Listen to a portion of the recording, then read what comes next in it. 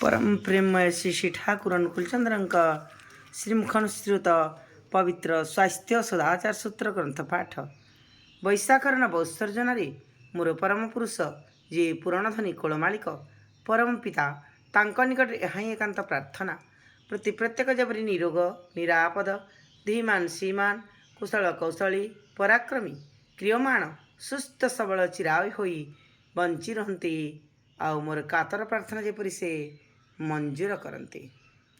स्वास्थ्य और सदाचार सूत्र वैधि उपयुक्त आहार धर्मर भित्ति को ही शक्त कर तोले।